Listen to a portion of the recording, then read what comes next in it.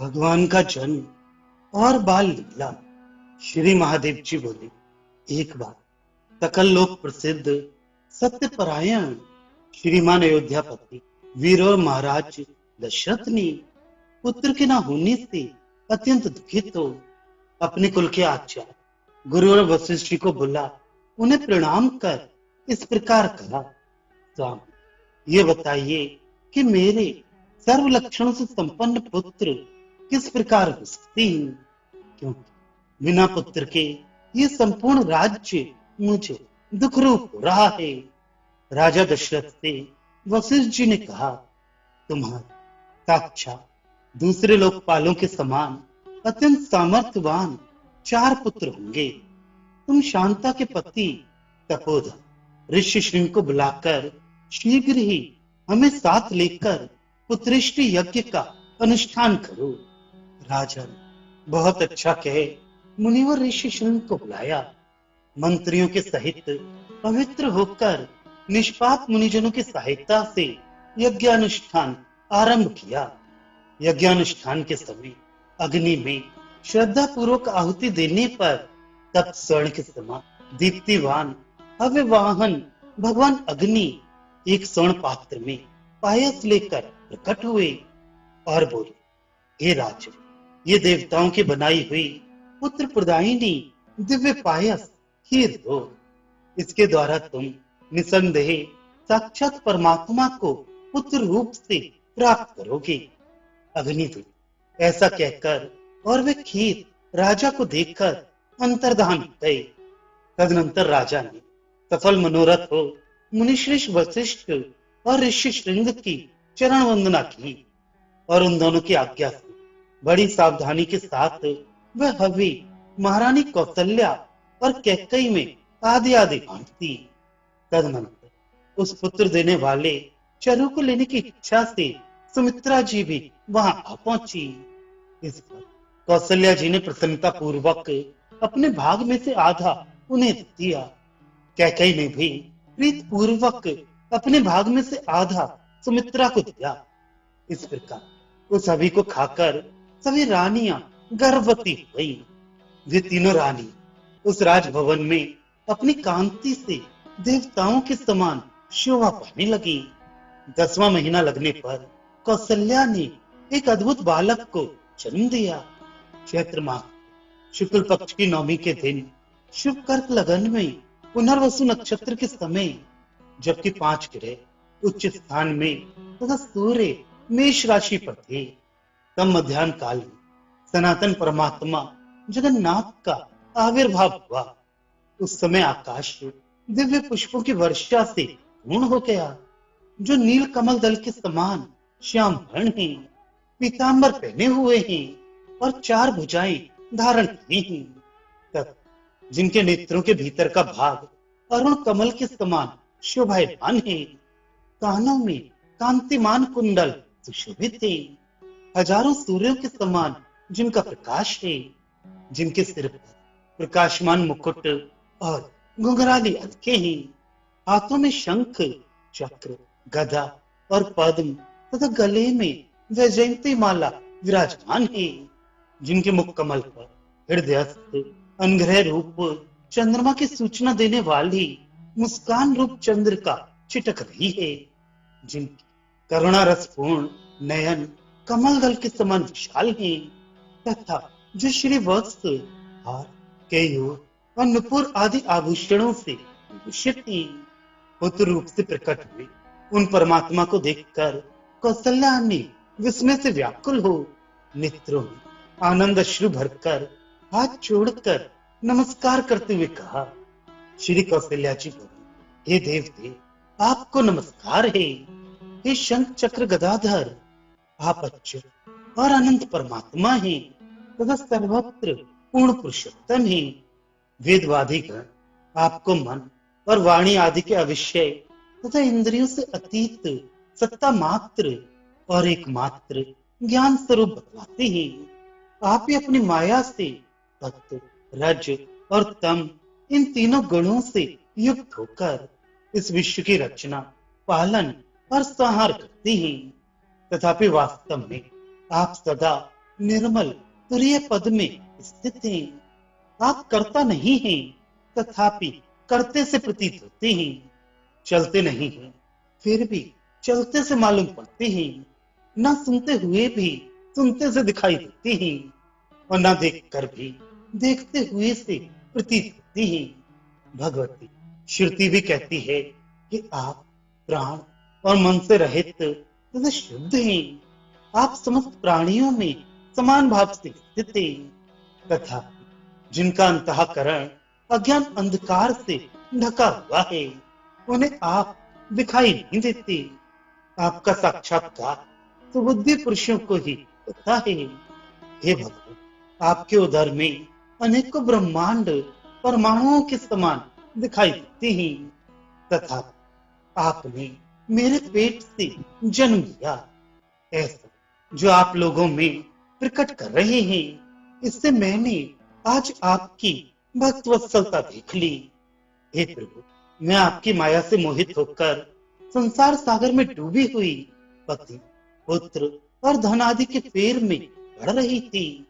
परम सौभाग्यवश आपके चरण कमलों की शरण में आई हूँ। हे देव, आपकी मनोहर मूर्ति सदा मेरे हृदय में विराजमान रहे, और आपकी विश्व मोहिनी माया मुझे न व्यापे। हे विश्वात्मा, अपने इस अलौकिक रूप का उपसंहार कीजिए, और परम आनंददायक सुकोमल बाल रूप धारण कीजिए, और जिसके अति सुखद आलिंगन और संभाषण आदि से मैं घोर अज्ञान अंधकार को पार कर जाऊंगी। श्री भगवान बोले, हे माता, जो जो चाहती हैं वही हो, उसके विरुद्ध कुछ भी ना हो। पूर्व काल में मुझसे पृथ्वी का भार उतारने के लिए ब्रह्मा ने प्रार्थना की थी, अतः रावण आदि निशाचरों को मारने के लिए ही मैंने मनुष्य रूप से अवतार लिया है। हे अनंत, दशरथ जी के सहित तुमने भी मुझे पुत्र रूप से प्राप्त करने की इच्छा से तपस्या करते हुए मेरी आराधना की थी। उसी को मैंने इस समय प्रकट होकर पूर्ण किया है। तुमने अपनी पूर्व तपस्या के फल से ही मेरा ये दिव्य रूप देखा है। मेरा दर्शन मोक्ष पद देने वाला होता है। पुण्यहीन जनों के लिए इसका दर्शन अत्यंत दुर्लभ है। जो व्यक्ति हमारे इस संवाद को पढ़ेगा या सुनेगा, वह मेरी सारूप्य मुक्ति समान रूपता प्राप्त करेगा, और मरण काल में उससे मेरी स्मृति बनी रहेगी। माता से इस प्रकार कहे भगवान बाल रूप होकर रोने लगे। उनका बाल रूप भी इंद्रनील मणि के समान श्याम वर्ण, बड़े बड़े नेत्रों वाला और अति सुंदर था। वह प्रभातकालीन बाल सूर्य के समान अरुण ज्योतिर्मय था। भगवान ने अवतरित होकर उस सुमनोहर बाल रूप से सभी लोकपालों को परम आनंदित कर दिया। तत्पश्चात जब महाराज दशरथ जी ने पुत्रोत्पत्ति रूप उत्सव का शुभ समाचार सुना, तो वे मानो आनंद समुद्र में डूब गए। गुरु वशिष्ठ जी के साथ राजभवन में गए। वहां आकर कमल नयन राम को देखकर वे आनंद अश्रुओं से पूर्ण हो गए, और गुरु जी द्वारा उनके जातकर्म आदि आवश्यक संस्कार कराए। तदनंतर कमल नयनी कैकेयी से भरत का जन्म हुआ, और सुमित्रा से पूर्ण चंद्र के समान मुख वाले दो यमज बालक उत्पन्न हुए।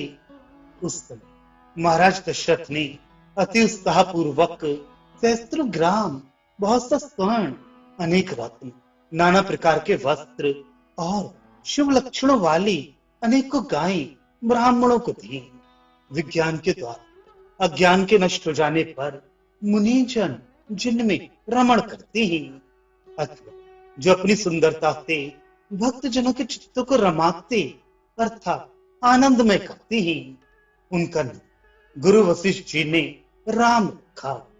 इसी प्रकार गुरु जी ने संसार का पोषण करने वाला होने से दूसरे पुत्र का नाम भरत, समस्त सुलक्षण संपन्न होने से तीसरे का नाम लक्ष्मण, और शत्रुओं का घातक होने से चौथे पुत्र का नाम शत्रुघ्न था। कौशल्य और कैकेयी के दिए हुए पायस अंशों के अनुसार लक्ष्मण जी रामचंद्र जी के और शत्रुघ्न जी भरत जी के जोड़ीदार होकर रहने लगे। लक्ष्मण जी के साथ विचरते हुए श्री रामचंद्र जी अपनी बाल लीलाओं, चेष्टाओं और भोली भोली बातों से माता पिता को आनंदित करने लगे। जिसके ललाट मोतियों से सजाया हुआ दैदीप्यमान स्वर्णमय अश्वत्थ पत्र, पीपल का पत्ता तथा गले में रत्न और मणि समूह के साथ बीच बीच में व्याघ्र नख सजाकर गुथी हुई लड़ियां सुशोभित थी। कानों में अर्जुन वृक्ष के कच्चे फलों के समान रत्न जटित स्वर्ण के आभूषण लटक रहे हैं तथा जो झनकारते हुए मणिमय नुपुर, स्वर्ण मेखला और बाजूबंद से भूषित हैं। इंद्रनील मणि की सी आभा वाले तथा स्वल्प दांतों से युक्त मुस्काते हुए मुख वाले बालक को राजभवन के आंगन में बछड़े के पीछे पीछे सब ओर बाल गति से दौड़ते देख महाराज दशरथ और माता कौशल्या अति आनंदित होते थे। जिस समय महाराज भोजन करने बैठते तो राम आ ऐसा कह कहकर अति हर्ष और प्रेम पूर्वक उन्हें बारंबार बुलाते। खेल में लगे रहने के कारण वे ना आते तो वे कौशल्या से इसे पकड़ ला ऐसा कहकर उन्हें लाने के लिए कहते। किंतु जो योगी जनों के चित्त के एकमात्र आश्रय हैं, ऐसे पुत्र को कौशल्या जी हंसकर दौड़ती हुई भी ना पकड़ पाती। उस समय माता को थकी देखकर वे स्वयं ही कीच में सने हुए हाथों से हंसते हंसते वहां जाते।